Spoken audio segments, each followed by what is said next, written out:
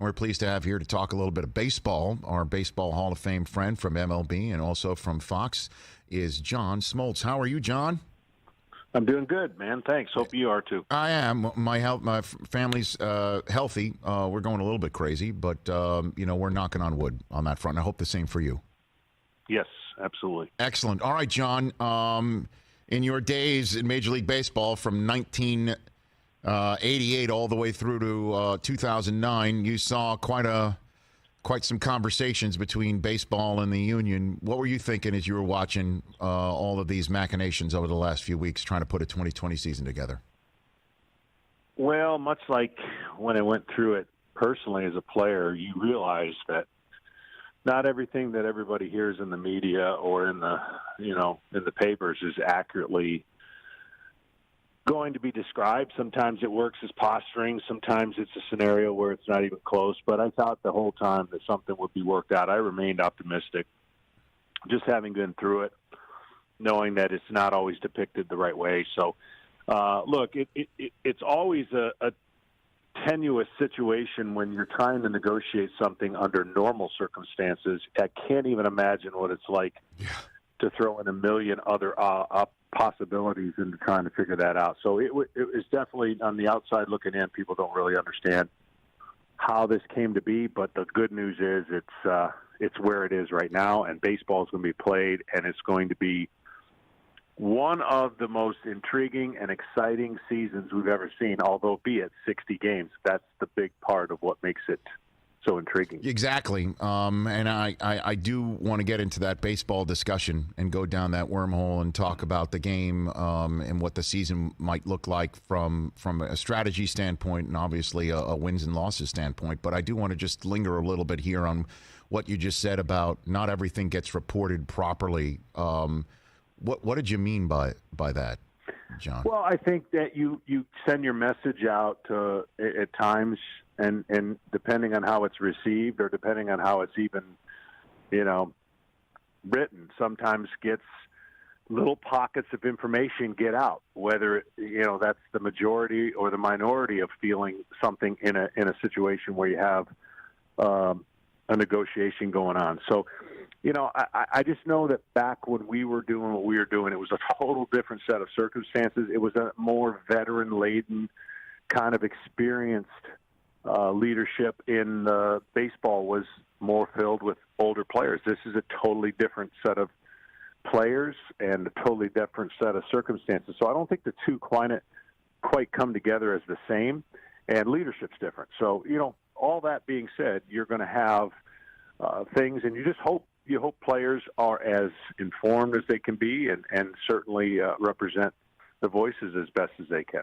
Yeah, I know, but I guess the mistrust between both sides still lingers, huh, John? I mean, Yeah, there's no doubt. There's definitely going to be some bumpy roads down the road. I mean, they still have to work out some kinks, just like, again, the last 3 to 4 years, you're going to have two sets of narrative. Players are going to believe something. The owners are going to believe something. That's why you have an impasse at times, and you try to figure out how to come to an understanding. And you hope, as we were hoping, that leadership represents the mass of opinion rather than a small pocket. And, that not being in that anymore, I have no way of knowing, how that played out. But I go back to, having this, it's hard to carve out a timeout. Like, this should have been a timeout in our world because this is unprecedented circumstances. So disagreements should definitely be on hold, but the timeout should have figured out a way to get baseball played. And however it got to it, I'm glad we're playing baseball. Exactly. And, everyone's supposed to report by, I guess, next Wednesday. In just a matter of days. John Smoltz here on the Rich Eisen Show. Biggest challenge is what for getting ready here? Honestly, the biggest challenge, it's going to seem weird, the biggest challenge is the mental change that every player is going to have. And I'm talking about playing in front of an empty stadium, to having 4 months off, to not being in game scenarios that you would be totally, your body's ready for this type of the year to make that push. It's going to be fresh. It's going to help a lot of people who've been hurting and have injuries. That's definitely going to be one side effect that's good. But I think players are going to have to be creative in their thinking of how do they maintain focus without the extra adrenaline with fans and the extra narrative that they're normally used to, right? Travel is going to be somewhat the same, although regional. it's just going to be odd for a while. And the players, especially that are going to have the most to try to get ready in their own work, is the pitchers, because the pitchers are going to miss out on a lot of reps that get them ready for the up and downs and get them ready for the long haul of the season. Now it's a sprint. So pitchers the first 2 weeks are going to have to figure out how quickly they're connected to their mechanics. The pitchers with the least awkward mechanics, in other words, the ones that are most tied to their mechanics and have a smooth delivery, are going to be the ones that jump out, in my opinion, in front and have an advantage. The high-working, high-velocity, much needed to get in tune with their mechanics may struggle early on. And let's face it, the pressure's on because you don't have a lot of time to struggle, in theory, because you know it's only 60 games. So give me some names of some of those pitchers that you're talking about, John. Well, the veteran pitchers should have a nod anyways, because they've been through so much of what they know they can pitch, right? But I think offhand, like guys who don't throw super hard but command the strike zone, I think strike throwers are going to have a real decided advantage in the early end. The guys with stuff, the hitters still haven't faced pitching, live pitching. That's all true. But I think of in this world, like maybe a Kyle Hendricks. He's the name that just jumps out to me. He could throw strikes. He could probably take 4 months off and always throw strikes, I'm guessing.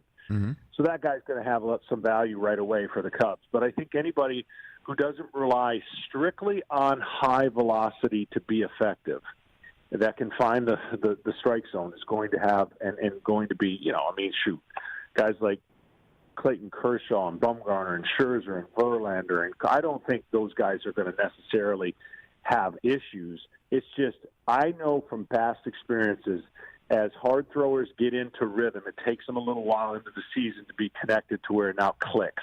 And that's where the dominance comes in. When it clicks, those guys are the reason why they're the best.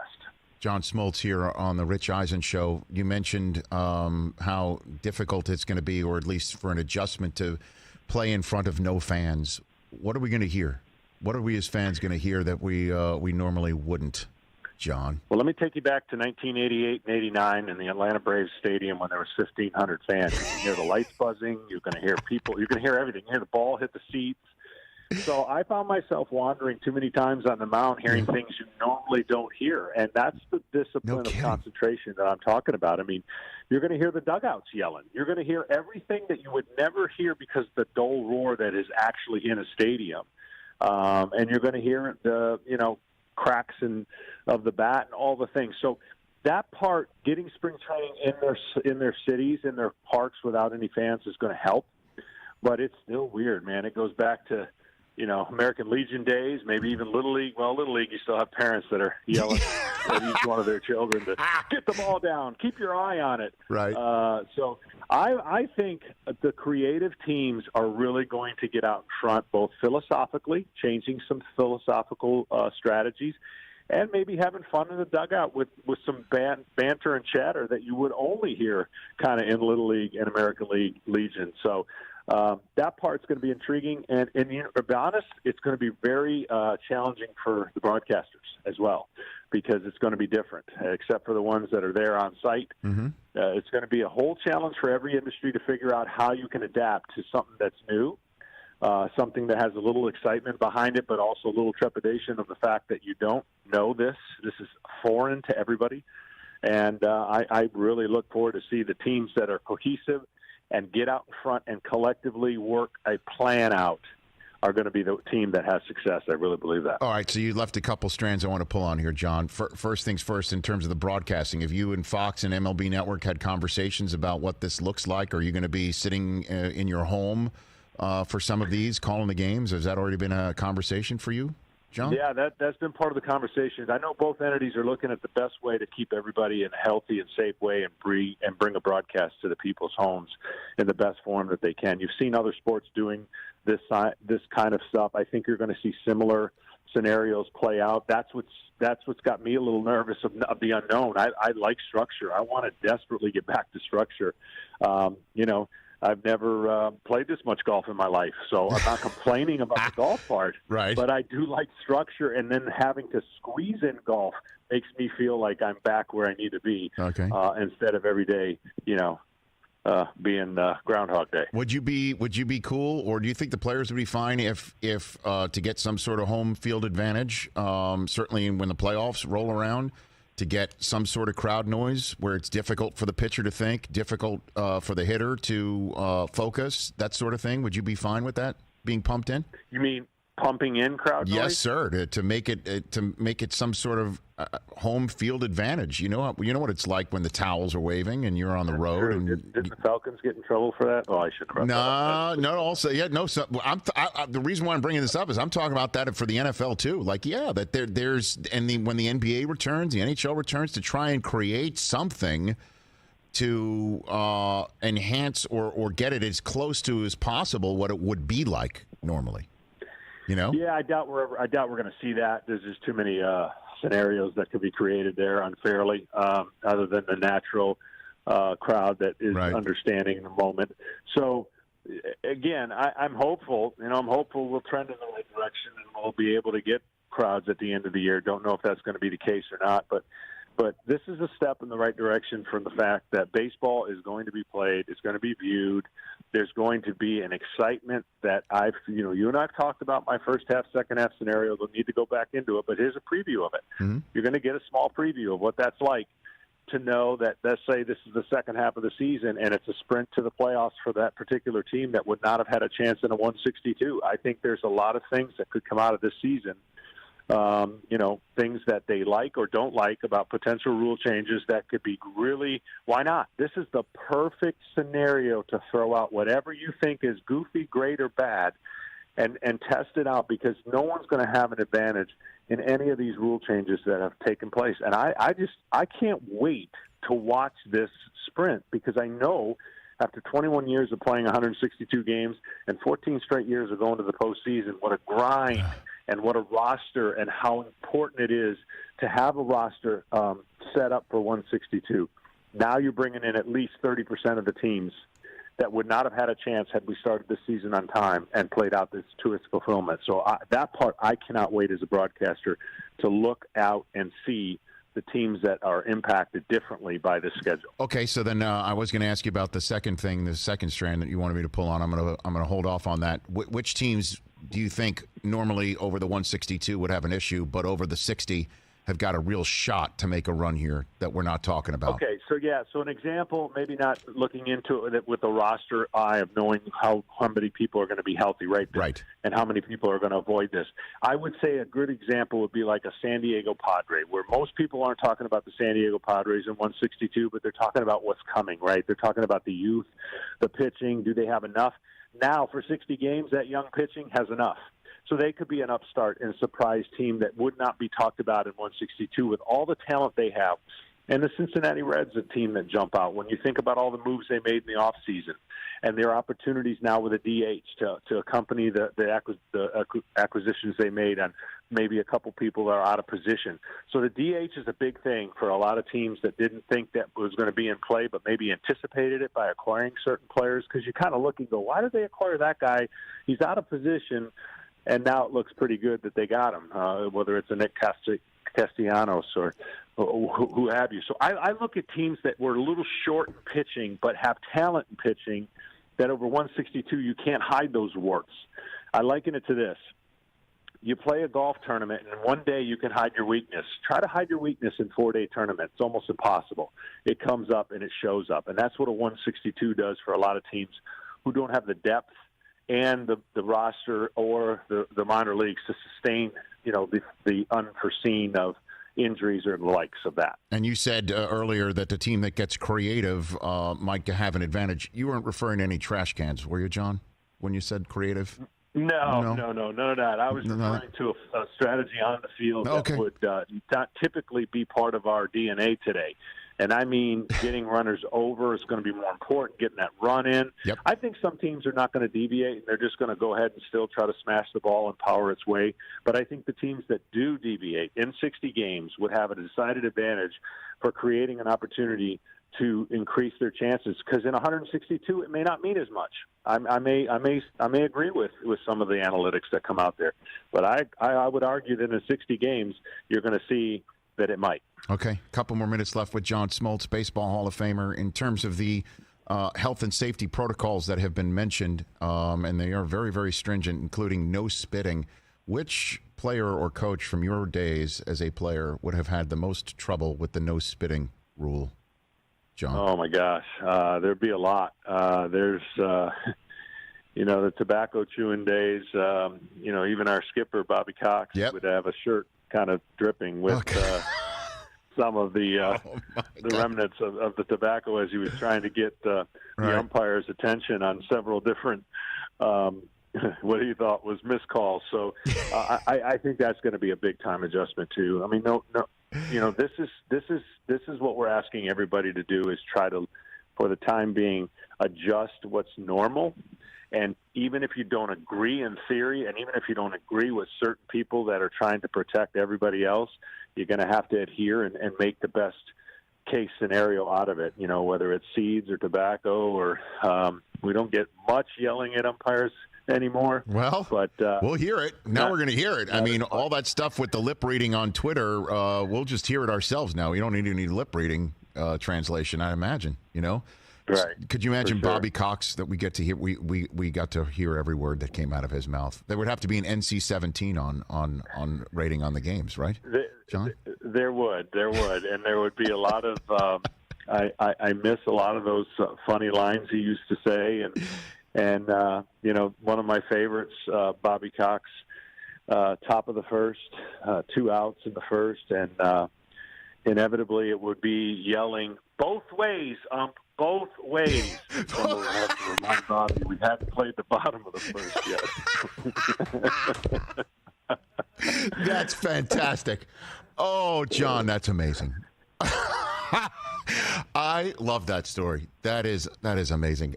Before I let you go, how is your golf game? Are you ready for? Well, it is good. Yeah, I'm in a club championship. I haven't been able to play in my club championship because it's normally in October. Okay. So for the last 12 years, that's been out of the picture. So they moved it to today and tomorrow. Oh. And I got to take on a bunch of guys that are half my age. But this is a great test for me to get ready for Tahoe, which is in a couple weeks. Yeah.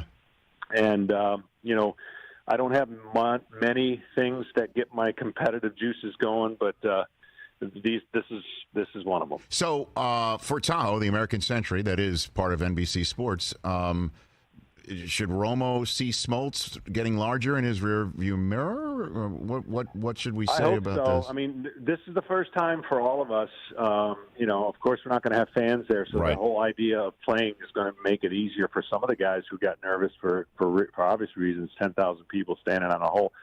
But I think for all of us who have been in the same boat, it should be one of the best golf playing tournaments in Tahoe's history, I would think, just based on the availability to get out there and work on your game. Yeah, and if there are no fans, I guess Sean Payton won't have a boat to hit off of, a deck. Sean Payton can't hit off anybody's deck this time. You won't have that as a backstop on that par 3.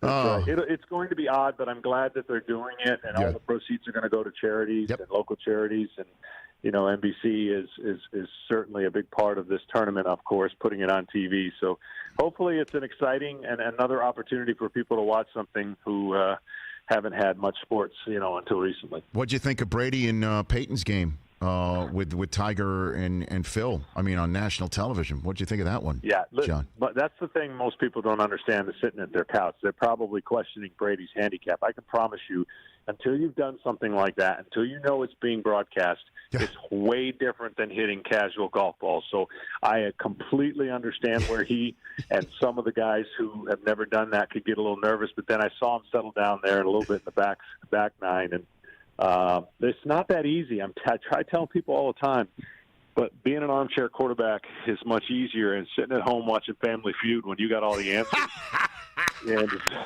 it's a lot easier than being under the gun of a 5-second, heck, give me your answer now, and you see some crazy answers. So fantastic. I wish everybody could have to push a button, whatever they think is easy, and somehow be morphed into doing it, and they'll see it's not. John, I look forward to seeing you out there in Tahoe. I always enjoy our chats immensely. Thanks for the call. We'll chat soon. My pleasure. Thanks, man. You got it. Right back at you. That's John Smoltz. Hey, you watched all the way to the end. Thanks for that. Watch more right here.